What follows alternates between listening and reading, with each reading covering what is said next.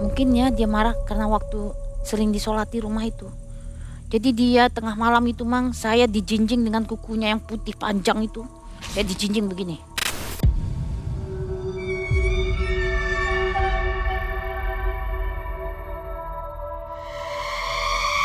Keramik itu terbuka. Terbuka. Jadi dia terbukanya dari tengah, dari pintu ruang ke arah kamar tamu sampai ke dapur. Maksudnya ngangkat Dia keramiknya? ngangkat keramik itu, tak angkat semua. Tapi di bagian tengah rumah. Nah, karena saya pernah dengar cerita teman saya, buhul itu ditaruh di tengah-tengah rumah. Jadi saya berpikir begini, jangan-jangan rumah ini ada buhulnya. Setelah saya deteksi keberadaan rumah itu, sepertinya ada pesugihan di situ.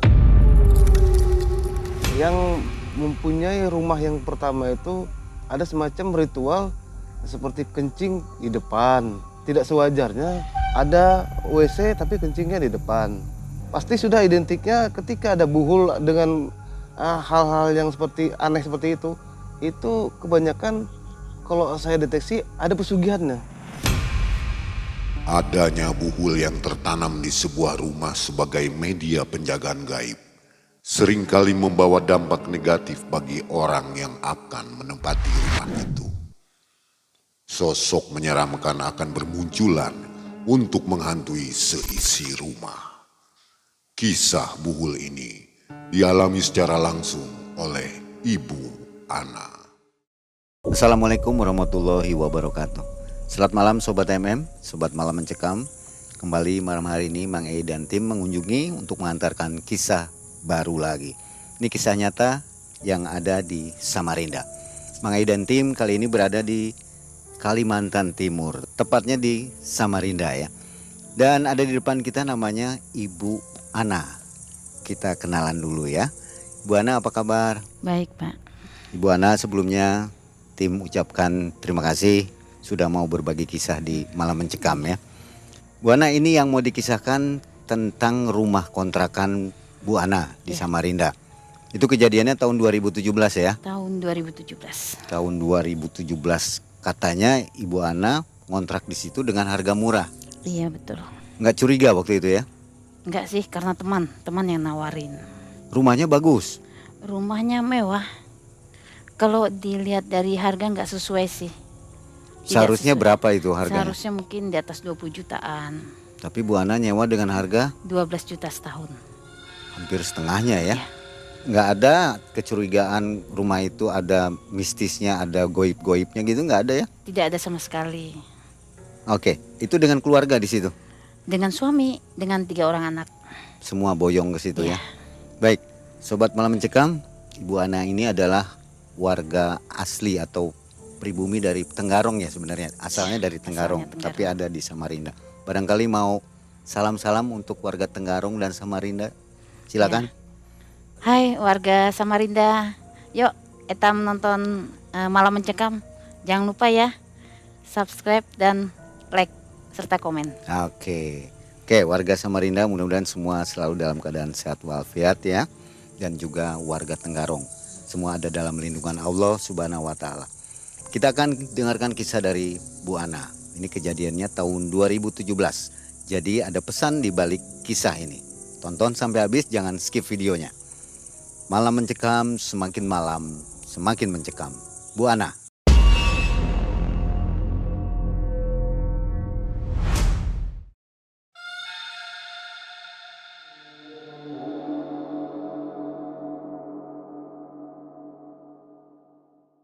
Jadi gini Mang, tahun 2017 itu kejadiannya persis pada waktu saya kenal dengan tetangga saya dekat rumah.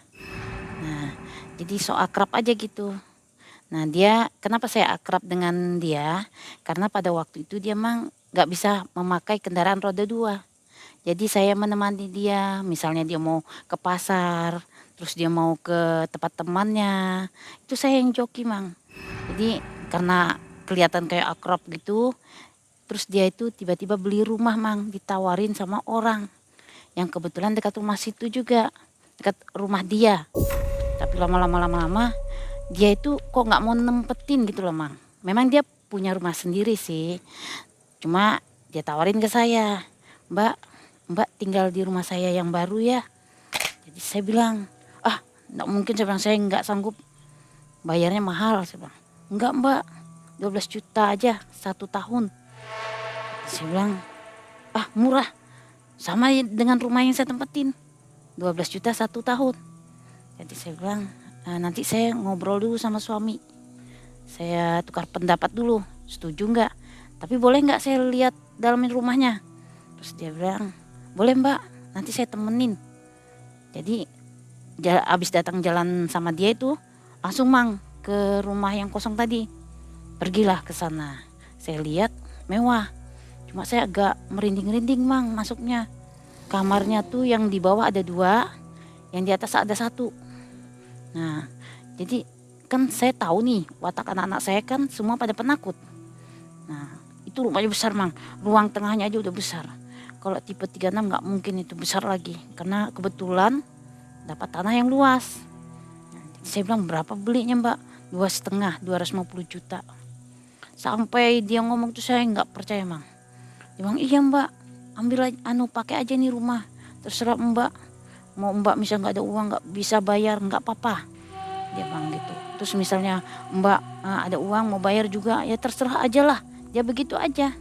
Saya pikir-pikir, tapi setelah dia mendesak saya begitu, saya pikir ya sudah, kayaknya saya enak di situ deh.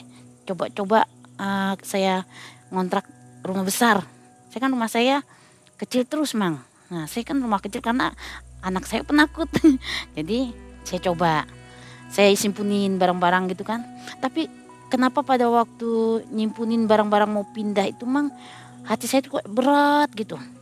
Kayak ada sesuatu yang istilahnya gak usah pindah dah.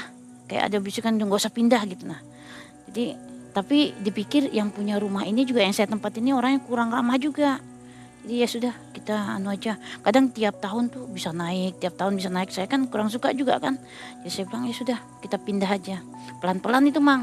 Angkat barang pun kayak setengah ikhlas gitu loh. Setengah nggak ikhlas. Jadi angkat ke rumah itu. Terus sampai di sana itu ruangan sudah dibersihkannya. Jadi langsung masuk di situ, kita cuma nyimpunin baju dengan pasang korden aja. Pasang naruh lemari, udah bersih rumah itu, udah bersih, nggak perlu dibersihin lagi.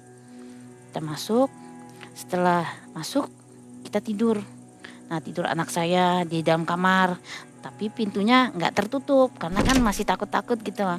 Nah kalau ruangan kamar saya tutup, di loteng nggak ada yang nempetin. Tapi pintu ke arah ke ruang tengah, dari dapur ke ruang tengah itu ditutup, kami tutup. Itu Ibu nggak ngadakan syukuran dulu ya? Syukuran. Ada syukuran Kita juga? cuma keluarga aja baca doa selamat, seperti yang biasa kita lakukan kan, bubur merah putih. Nah kita baca doa selamat sudah saya lakukan. Jadi seperti kebiasaan-kebiasaan orang pindah kan, udah saya lakukan.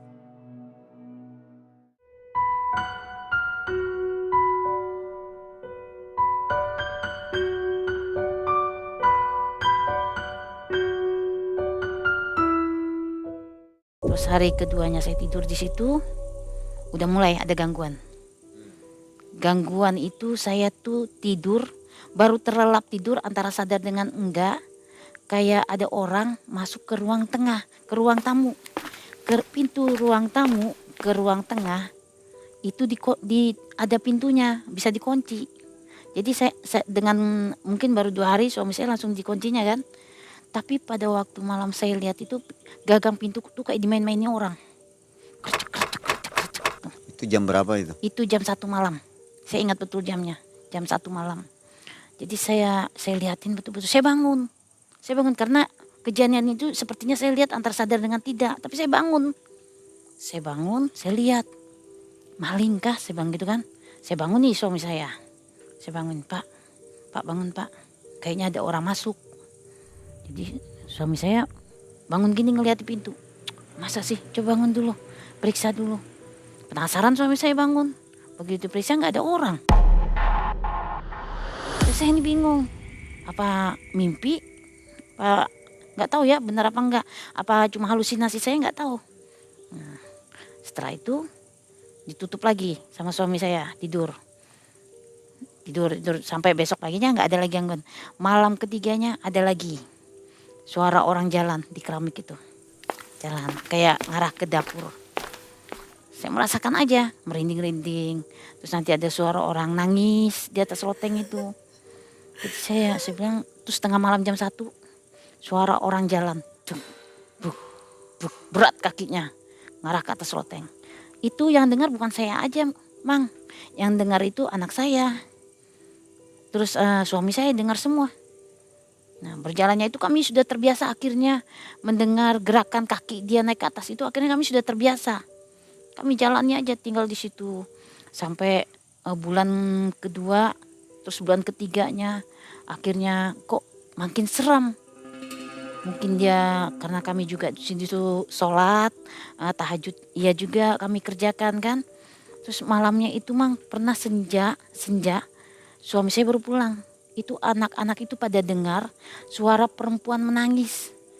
Terus anjing tetangga yang di sebelah rumah itu kayak menggonggong kayak lihat sesuatu gitu. Nah, jadi saya bilang sama suami datang, "Pak, tadi ada suara nangis." Udah setel aja ajan. Kami kan kebiasaan menyalakan TV itu ajan Mekah. Ajan Mekah. Begitu selesai, la ilaha illallah, keramik itu terbuka. Terbuka. Jadi dia terbukanya dari tengah, dari pintu ruang ke arah kamar tamu sampai ke dapur. Maksudnya ngangkat Dia keramiknya? ngangkat keramik itu, angkat semua. Tapi di bagian tengah rumah. Nah, karena saya pernah dengar cerita teman saya, buhul itu ditaruh di tengah-tengah rumah. Jadi saya berpikir begini, jangan-jangan rumah ini ada buhulnya. Nah, Ibu saya tahu dari mana cerita buhul? buhul itu kami sudah tahu dari cerita almarhum bapak. Kalau orang Jawa kan, kalau rumah yang mau dijaga sama makhluk itu kan ditaruh buhul. Jadi nanti kalau rumah itu kosong, terus maling mau ngambil barang kita, dia kaget ada orang di rumah.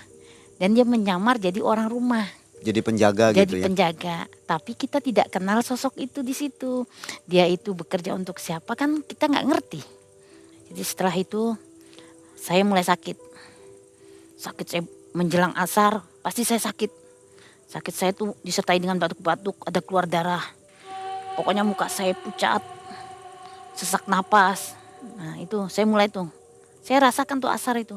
Gangguan apa ini saya bilang gitu kan. Tambah sembahyang kayak lemes, kayak berat mau sembahyang gitu. Saya bilang kok saya ini masuk rumah ini kayak takut ya. Tapi kalau suami saya kerja, anak saya sekolah, saya suka takut masuk dalam rumah. Nah ada kejadian lagi satu. Waktu itu Mang, waktu hujan deras disertai petir itu Mang. Itu di bulan setengah tahun lebih lah. Setengah tahun lebih. Nah saya berdua dengan anak saya kecil. Nah anak saya yang paling kecil itu mati lampu. Kan kalau guntur petir kan listrik pasti dimatikan semua. Jadi tiba-tiba anak saya itu manggil saya. "Mak sini, Mutiara takut." Iya, masuk saya. Saya temenin dia duduk. Tidak lama saya pindah dari depan garasi ya, yang pintu untuk kayak warung gitu kan. Kan bukaan karena takut kan. Saya duduk masuk ke arah dalam. Petir itu memasuki rumah saya. Buar! Nyaring, Mang. Jadi saya bilang, anak saya langsung nangis. "Mah apa itu?" Kayak api masuk rumah langsung terang. Saya bilang, jangan-jangan PS anak saya ini rusak. Karena nyambarnya pas di situ. Jadi pikirannya sudah macam-macam. Begitu sudah reda hujan, saya tes TV anak saya kan. Ternyata nggak apa-apa Mang, rusak pun enggak. Jadi saya cerita sama suami saya, jangan-jangan makhluk itu pas berdiri di situ. Dia bilang, tapi nggak mungkin saya bilang gitu. Terus malamnya gangguan terus Mang, gangguan terus. Pokoknya saya sakit Mang, lemas pokoknya. Nah pada waktu itu tepatnya subuh ya. Subuh itu suami saya kan dengan kebiasaannya selalu sholat subuh pergi ke langgar. Terus dia kalau keluar dia pasti mengucap salam, "Assalamualaikum." Datang pun "Assalamualaikum." Tapi kalau dia keluar biasanya pagar itu bunyi begini, bunyi gitu kan. Berarti dia udah keluar tuh. Nah, saya itu antara sadar dengan tidak, saya kok mendengar lagi pintu besi itu terbuka, kayak ada yang buka. Loh, saya bilang, suami saya kan baru pergi, kok datang lagi? Tapi tidak memberi salam, Mang. Tidak memberi salam. Langsung masuk, ganti baju. Jadi pakai celana kotak-kotak warna hijau. Sikapnya seperti apa? Kayak biasa suami saya, Normal ya? normal. Jadi datang langsung dia duduk dekat saya. Saya lagi main HP itu, Mang. Saya tuh dilus-lusnya belakang saya. Diajak ngobrol, dia enggak pakai baju nih, cuma pakai celana aja.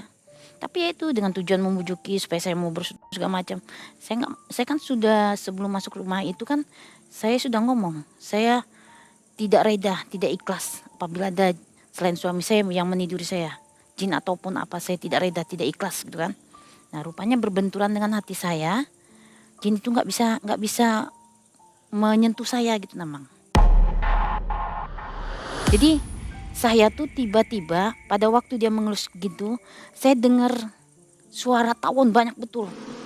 Nging, nging, nging, nging, nging, di dalam rumah saya. Jadi saya bilang, ada tawon ini, saya bilang. Tapi saya lewati aja dia. Saya langsung bangkit, padahal saya antara sadar dengan tidak. Saya bangkit, saya langsung berdiri kan. Saya ambil raket nyamuk itu untuk mematikan suara tawon yang banyak tadi. Dalam pendengaran saya tidur tadi antara sadar dengan tidak. Ternyata begitu saya bangun hanya 1 ekor yang jatuh. Hanya 1 ekor yang mati di bawah itu, Mang. Jadi saya bilang, loh tadi pendengaran saya banyak. Tapi makhluk yang dekat saya tadi gak ada lagi. Tapi pintu dapur terbuka. Kami kan biasa kalau mau tidur pintu dapur itu ditutup, Mang. Terbuka sendiri. Langsung saya tutup, Mang. Lama saya gak tidur lagi, Mang. Nah, dalam keadaan saya gak tidur datanglah suami saya. Jadi setelah suami datang, udah gak ada lagi makhluk itu tiba-tiba menghilang gitu aja. Saya ceritain ke suami. Saya gak tahu apa yang di benak suami, gak tahu. Yang jelas suami udah ngerti gitu kan. Cuma ingat-ingat aja, dia bilang gitu kan. Di situ ibu mulai curiga bahwa itu bukan suami asli. Sudah curiga sudah. Tapi belum yakin. Yakin, udah yakin bahwa wah ini sudah, saya sudah menyimpulkan tuh. Berarti ini sosok di sini genderuwo. Karena saya share juga di Google, oh sosok ini suka menyerupai suami segala macam kan. Kadang-kadang pada suatu hari setelah kejadian itu senja dia suka juga ngerjain tuh. Suara nyanyi-nyanyi. Nanti saya ke kamar, saya kira suara anak saya Nabila. Ternyata nggak ada orang. Dia mengganggu itu tidak malam hari saja, tapi siang hari juga, Mang. Lengah kita tidur siang, dia datang. Udah berjalan seperti biasa. Pokoknya saya setiap asar sakit saya. Batuk saya tuh luar biasa ngeri.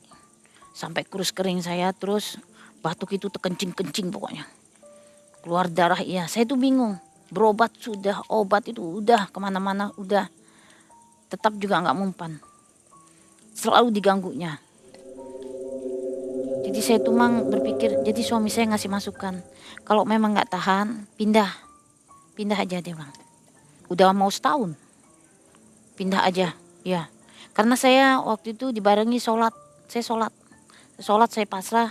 Mungkin saya dikasih kekuatan juga sama Allah kan waktu itu. Jadi bilang suami saya kalau nggak tahan pindah aja. Saya tetap mempertahankan karena uang saya udah saya kasih ke teman saya. Saya pikir habisin aja lah uang kontrak itu dulu, baru kita pindah. Nah, saya bilang sama suami begitu. Jadi dia itu, Mang, ya sosok itu kayaknya memang tujuannya mau menyakiti saya. Karena apa? Pada waktu pernah kejadian malam itu, Mang, suami ada itu. Jadi saya tidur di spring bed itu kan, suami di bawah. Kami selalu tidur itu di ruang tengah karena diganggu. Kami tidur di ruang tengah, kumpul itu anak-anak semua jadi satu. Jadi kalau pas tidur itu, Mang, pernah dia marah sewaktu-waktu marah. Marahnya itu pada waktu saya, mungkin ya dia marah karena waktu sering disolati rumah itu. Jadi dia tengah malam itu, Mang, saya dijinjing dengan kukunya yang putih panjang itu. Saya dijinjing begini.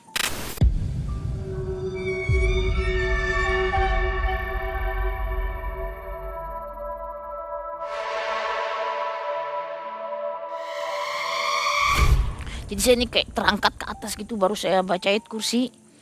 Perasaan saya tuh anak saya Nabila Huda tuh bangun. Langsung ngomong begini, mak. Saking takutnya ngeliat saya dalam mimpi tuh, Mang.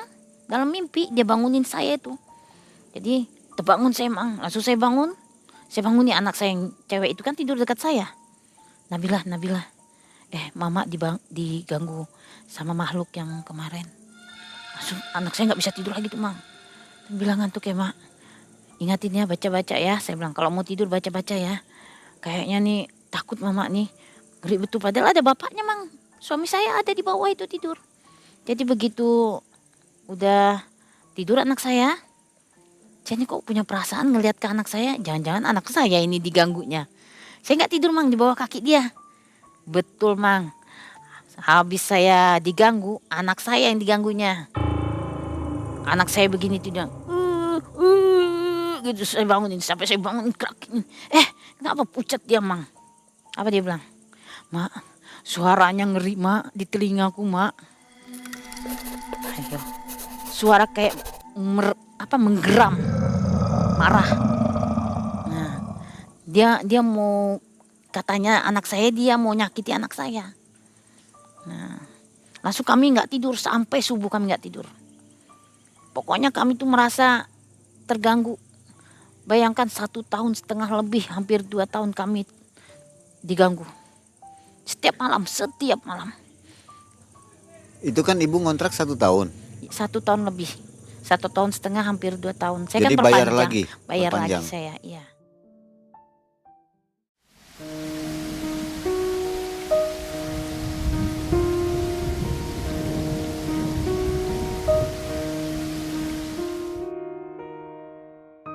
Sampai pernah saya kan kebetulan ngajar hapsi juga. Nah, malam itu pas ada kegiatan hapsi di rumah saya. Itu sudah 1,5 tahun lah. Nah, saya suruh anak-anak saya ceritain. Maksud saya jangan ribut gitu, nah. Jangan ribut, di sini lain kondisinya, saya bilang gitu. Saya ceritain tentang makhluk itu. Mereka nggak percaya. Jadi mereka tuh sempat foto-foto mencari tahu bener ndak cerita Ibu Ana ini. Ternyata bener. Dari jempretan keberapa gitu, ketemulah makhluk kayak masuk ke dalam pagar penuh kayak berbulu gitu, matanya merah. Tertangkap kamera? Ya, tertangkap kamera. Ada fotonya? Sayangnya saya nggak nyimpan fotonya, Mang. Anak-anak waktunya moto anak-anak, karena anak-anak kan nggak percaya. Jadi mereka tuh berusaha mencari tahu gitu, nah. Jadi, Masih ada mungkin di HP anak? kalau saya kemarin itu, Mang, saya nanti coba cari ya. Mungkin masih ada di Anun, saya cari. Itu jempretan ke-7 anak saya Nabila itu kan iseng-iseng. Karena adiknya main PS, iseng-iseng moto adiknya. Tapi arah foto itu kena juga arah dapur belakang. Jempret 7 kali jempretan, Mang. Makhluk berbulu tuh ngintip di bagian pintu dapur. 7 kali jempretan baru ada. Jempretan pertama nggak ada, kedua nggak ada, ketiga nggak ada, ke-7-nya baru ada. Tapi kalau lihat wujudnya kecil berarti bisa jadi sudah beranak pinak. Makanya saya bilang, karena dari suami juga saran, udah kalau enggak tahan pindah aja, sudah cari rumah aja. Nggak ada secara khusus mengundang ahli spiritual gitu ya? Itu pernah pada waktu adik saya bermalam. Adik saya Yanti bermalam, pada waktu itu kan kondisi dia depresi tuh. Saya pernah. Tapi orang itu meruqyah aja, Mang. Tapi tidak melihat dari rumah situ. Enggak. Dia hanya meruqyah adik saya. Cuma kalau adik saya sendiri cerita, dia suka ngobrol sama orang lain gitu di tangga. Kenapa kamu nangis? Kan saya suka perhatikan. Kok dia ini kayak ngobrol dengan orang. Karena kami kan satu rumah pernah dengar suara perempuan nangis. Nah, jadi jangan-jangan dalam keadaan depresi dia melihat. Jadi saya bilang sosok ini susah emang ya. Waktu kejadian keramik terbuka itu kan, keramik itu saya lem begitu aja. Jadi kalau orang jalan masih terasa kan. Jadi setiap malam pun terasa dia jalan tuh, Mang. Krek. Nginjak tuh kayak manusia biasa, krek. Kalau malam tuh menuju ke arah dapur. Jadi saya tuh sempat juga itu ternyata bisa dipakai orang untuk buhul. Waktu saya sudah lama di situ sempat ngobrol juga dengan tetangga sebelah rumah. Saya bilang, "Om, ini rumah ini sebelum saya siapa?" "Nggak ada," katanya. "Ini yang nempetin ini ya yang punya rumah anaknya." "Oh, terus dijual karena bapaknya meninggal." "Oh gitu ya. Om, kok rumahnya sama yang dengan rumah sebelah sana?" "Iya, itu rumahnya juga," bilang tetangga itu. Rumahnya itu rata-rata semua sama. Garasinya pintu garasinya biru, pagarnya warna kayak warna stainless gitu, terus dindingnya warna putih, semua sama. Dia kan orang Kristen, jadi dia cerita juga sih sedikit, katanya yang punya rumah itu dulu suka kayak ngelakukan ritual gitu, kencing di luar rumah, nabur bunga. Nah, saya bilang jangan-jangan itu terjadi di rumah ini kali Om. "Iya, karena ini rumahnya," dia bilang begitu. Terus saya bilang, "Terus setelah beliau meninggal gimana Om? Kejadiannya gimana setelah itu?" "Ya kejadiannya anaknya gila, telanjang bulat di depan rumah teriak-teriak. Yang satu cucunya meninggal, melahirkan di dalam WC. Terus yang satunya lagi meninggal di Jawa. Jadi setelah beliau meninggal tuh kejadian itu beruntun, ngeri." Berarti pemilik pertama sebelum temannya ibu ini ya? Ya pemilik Pemilik pertama. pertama melakukan ritual yang Ya, nggak jelas gitu, nggak iya. tahu. Katanya tetangga itu kayak ritual gitu. Kalau dia mau buang air kecil kan seharusnya di WC dalam rumah, tapi kencingnya di luar rumah. Nah, tetangga sering lihat. Jadi jangan-jangan ini ritual, dia bilang gitu kan. Nah, anehnya lagi, rumah yang saya tempatin ini sama dengan rumah yang ditempatin ipar teman saya. Dia menempati rumahnya bapak itu juga, tapi di belakang rumah saya. Nah, Kontrak juga. ngontrak juga. Setelah saya tanya-tanya iseng kan saya tanya, "Ada merasakan nggak lihat sesuatu di dalam rumah ini?" "Ada," katanya. "Wujudnya genderuwo," dia sebut. Jadi dia kalau masak itu seperti ada yang berdiri di belakang rumah, di belakang loteng gitu. Karena ini loteng, terus di sini tempat dia kompornya itu. Jadi dia kalau masak gitu langsung kayak diperhatikan. Tapi dia cerita sama saya karena suaminya itu bekerja jauh di Balikpapan, dia sempat bersama dengan makhluk itu dan kondisi dia sekarang komplikasi penyakitnya Tuh. Dan saya setelah itu nggak tahu lagi apakah karena pengaruh dia berhubungan dengan makhluk itu, nggak tahu. Yang jelas dia cerita dia berhubungan dengan makhluk itu, dan dia bilang apa yang dia rasakan lebih nikmat dengan makhluk itu. Dia Ketimbang cerita ke dengan saya. suaminya. Iya, dia cerita sama saya. Karena kalau saya kan sempat dipegang-pegang aja. Nah, tapi kalau mau ke arah situ terbangun gitu loh Nanti ada suara tawon, nanti ada teman tiba-tiba datang. Tapi saya sempat kondisi sakit-sakitan Pernah kejadian waktu tanggal lahir saya akhir tahun 22 Desember.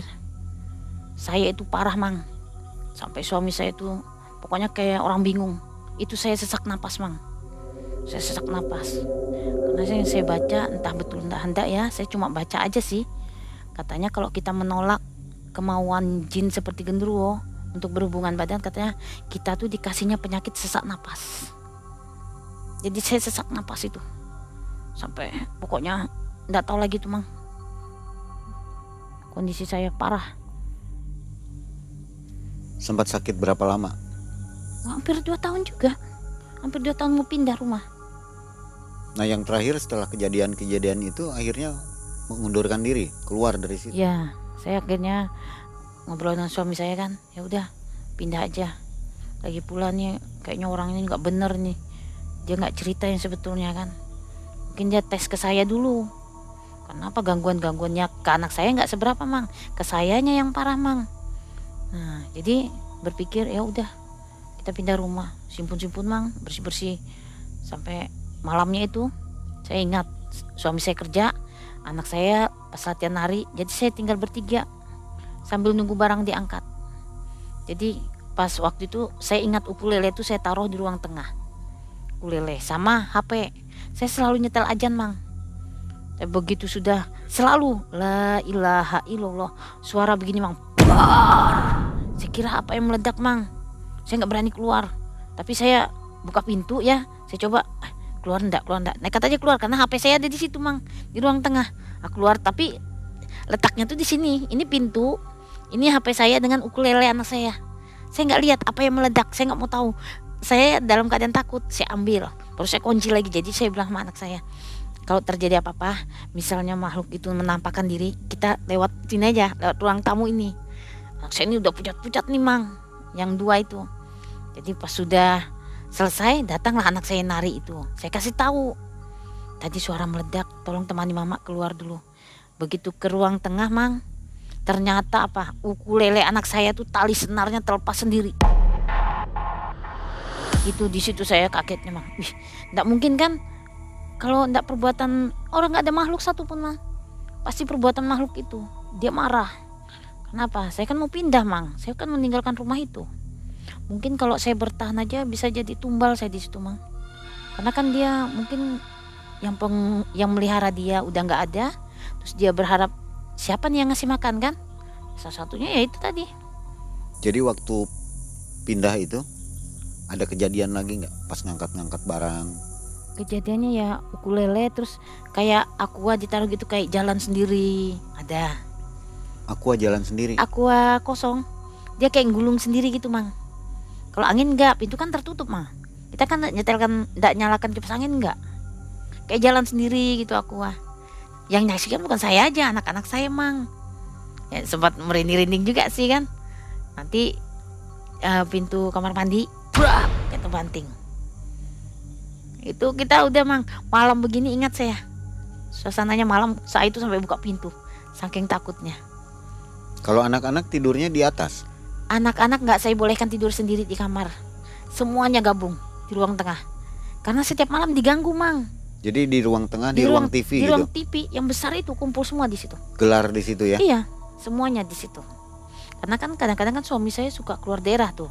Kita ditinggal, jadi saya suka minta temenin ponakan saya kan tidur di situ.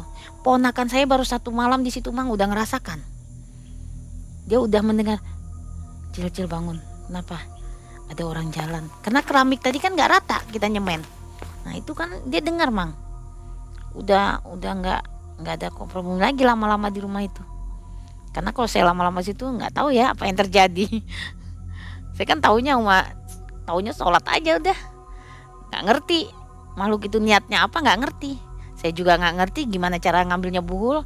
Saya juga nggak terpikir manggil orang untuk cari buhul itu, karena itu kan rumah orang. Nggak mungkin saya bongkar untuk mencari buhul tadi kan.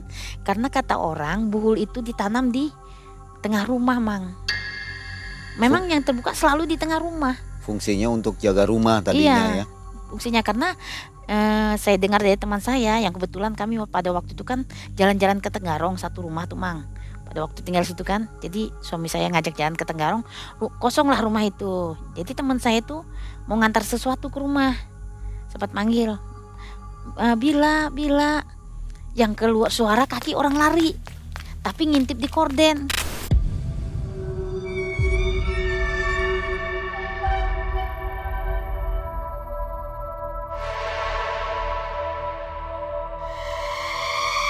Dia bilang ada orang, nggak ada. Saya bilang satu rumah kami pergi semua, ada dia bilang. Tapi dia nggak tahu kalau itu ada makhluknya. Jadi saya bilang, jadi kalau menjelang sore abis asar itu saya begini Bang. Nah, jantung saya tuh kayak bakal gangguan lagi nih. Kayaknya nggak tenang lah di rumah situ Bang. Kejadian selalu malam ya. Malam, sore hari itu udah mulai tuh, senja tuh udah mulai. Mau maghrib gitu. Iya, maghrib itu sudah mulai. Udah mulai lain hawanya sudah. Ibu nggak komplain ke pemilik rumahnya? Dia bilang sih gini, saya sempat ngobrol masalah itu. Saya bilang, Mbak, rumahnya ini ada buhul ya? Gak ada Mbak, aman. Dia bilang, gak ada apa-apa. Insya Allah gak ada apa-apa, aman kok. Saya sudah sholatin segala macam. Saya bilang, gak mungkin. Orang yang dengar itu anak saya kok, anak saya, suami saya. Kan gak mungkin Mang. Kalau dia bilang bangunan itu kurang bagus atau apa kan, gak mungkin. Itu kan keramik terbuka kayak pasti selalu di tengah. Saya cerita sama dia Mang. Dia aja sempat heran, kok ini bisa terbuka sih ya begini. Memangnya kita yang melakukan. Orang terbukanya di hadapan kita kok kita kaget Mang. Selain penampakan genderuwo ya tadi ya? Ya. Ada makhluk-makhluk lainnya? Ular. Pernah ada ular. anak ular tapi tidak bisa masuk rumah waktu itu. Yang anehnya lagi Mang ya, itu terjadinya itu siang hari pada waktu saya ngajar hapsi anak-anak nyanyi selawat. Ular itu ada di luar, gelantung di sepeda anak saya, nggak bisa masuk rumah. Yang ngelihat ibu-ibu, itu loh Bu, ularnya nggak ngelawan Mang, nggak ngelawan. Dipinggirkan anak-anak, nggak ngelawan, sampai dibakar sama anak-anak.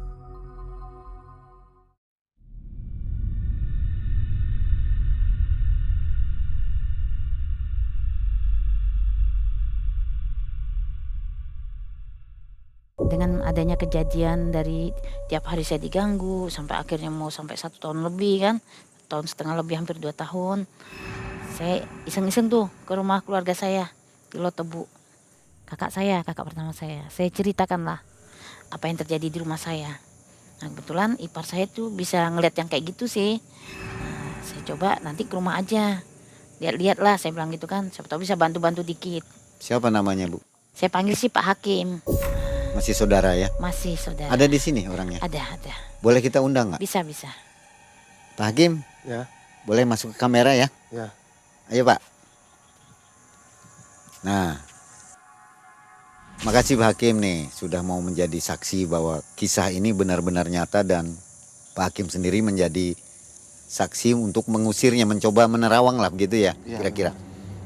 Nah Pak Hakim, saya mau tanya nih, kejadian yang ada di rumahnya Bu Ana itu, sebenarnya ada apa di rumah itu Pak Hakim?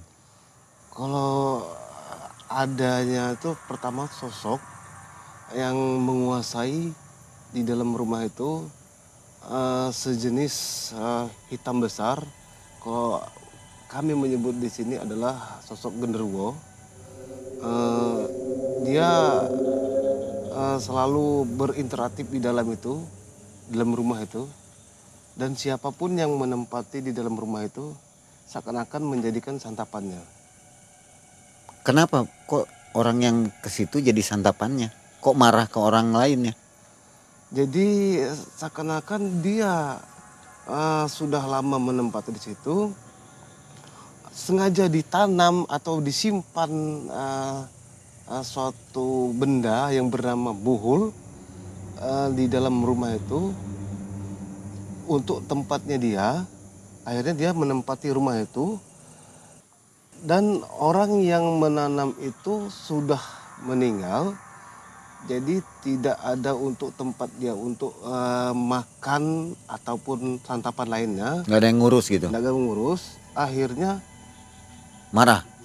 siapapun yang menempati rumah itu akan menjadi santapannya. Seperti Oh itu. begitu. Pak Hakim coba mengusirnya nggak? Menetralisir seperti itu? Sempat kami mencoba atau menetralisir ketika adik ipar saya menelpon saya, kami datanglah pada kejadian pas saat keramik terbuka. Ketika kami datang, saya datang situ, dia menyembunyikan diri, lari langsung ke atap, ke tempatnya di loteng di atas. Karena rumah itu ada lotengnya di belakang. Lalu saya kejar, saya naik ke atas di loteng itu, akhirnya dia langsung kabur. Tapi kembali lagi? Setelah kami pulang, dia pun kembali lagi karena dia merasa ada buhul, dia merasa itu rumahnya dia karena ada buhul yang ditanam di rumah itu. Jadi memang tidak diusir permanen ya Pak Hakim ya? Tidak diusir permanen karena dia sudah menjadi permanen juga di situ. Ya. Dan itu bukan rumah pribadi ya, Iya. rumah kontrakan, jadi ya sudah saja gitu Ya mungkin sudah ya. begitu aja. Ditempatkan di mana buhul itu oleh si pemilik? Kalau kami mendeteksi buhul itu adanya di tempat pas persis di tengah rumah, di ruangan tengah. Berarti di keramik yang digali mungkin ya, di Keramik dalamnya. yang terbongkar itu persis di situ. Pernah mengadakan interaksi ngobrol dengan makhluk itu? Dia tidak mau mengobrol dengan saya karena dia takut kemungkinan ketahuan misinya dia. Makanya dia, jika saya dengan istri saya datang di situ ke tempat adik ipar saya, dia selalu lari, Begitu tahu datang Pak Hakim langsung lari. langsung lari. Sempat perang, adu. Sempat, aduh sebentar karena dia merasa terpojok, langsung dia naik ke atas loteng. Saya kejar langsung. Jadi kekuatan untuk bertarung sih kurang ya, kurang kuat gitu. Iya, dia mengakui kalau berhadapan pasti dia lebur. Karena tidak dinetralisir juga terlalu rapi atau bersih. Karena bukan rumah adik ipar saya. Oke. Dan lagi ketika kami sama istri saya mencoba menetralisir di dalam rumah itu, istri saya sempat berkata bahwa ada satu potongan tangan di dalam kamar pas persis seperti melambai berterbangan seperti ini, satu potong seperti ini persis di kamarnya anaknya ini. Jadi memang energi di rumah itu sudah dikuasai ya, Benar, sudah tertutup gitu. sudah tertutup. Sudah Terlihat seperti apa Pak? Hitam atau bagaimana? hitam. Jadi hitam bagi orang yang bisa menetralisir atau melihat secara kasat mata itu adalah hitam di dalam rumah itu, tapi bagi orang-orang biasa terlihat biasa aja. Karena energinya di situ sangat kental, sangat besar di situ. Dan ternyata setelah saya deteksi keberadaan rumah itu, sepertinya ada pesugihan di situ. Yang mempunyai rumah yang pertama itu ada semacam ritual seperti kencing di depan. Tidak sewajarnya kencingnya itu seperti biasa. Ada WC tapi kencingnya di depan. Pasti sudah identiknya ketika ada buhul dengan hal-hal yang seperti aneh seperti itu kebanyakan kalau saya deteksi ada pesugihannya. Pak Hakim kelihatannya punya cerita nih, kisah-kisah tentang Tenggarong. Ada nggak Pak Hakim? Cerita Tenggarong untuk di wilayah kampung saya berburu. Nggak usah diceritakan, nanti aja di video selanjutnya ya Pak Hakim ya. Ya, oke. Kita tunggu kisahnya dari Pak Hakim. Oke? Oke, Makasih Pak Hakim. sama-sama. Nah Sobat Malam Mencekam, itulah tadi Pak Hakim yang menguatkan kisah dari Ibu Ana ini. Bu Ana, pesan untuk orang-orang yang sedang mencari rumah baru atau ingin ngontrak, apa kira-kira agar selamat? Jadi gini, mungkin kesalahan saya satu, tidak melihat dulu kondisi dari rumah. Jadi kalau ingin ngontrak, lihat-lihat dulu kondisi rumahnya. Kalau kira-kira tidak sehati, lebih baik tidak. Karena yang ditakutkan sebelum yang kita mungkin ada sesuatu yang dipakai di rumah itu. Misalnya seperti buhul yang saya alamin, jadi lebih baik hati-hati, lihat-lihat dulu. Apalagi ditawari dengan rumah yang harganya murah. Jadi memang rumah ini indah ya, bagus Iya, gitu. bagus, bagus, tapi itu tadi murah. Jadi hati-hati, lebih baik waspada. Rumah ini bersih ya Bu ya? Bersih sekali. Sehat maksudnya. Sehat. Ibu kapan terakhir ngelewat rumah itu? Terakhir lewat, maksud sudah pindah ini? Ya sudah. Sekarang ini pernah lewat sana? Sering lewat. Cuma Seperti kalau apa malam suasananya beda. Belum ada yang nempati? Sekarang ini yang sesudah saya sebenarnya yang nempati kebetulan orang Batak dan kondisi anaknya sakit-sakitan. Nah setelah itu baru yang teman saya sendiri.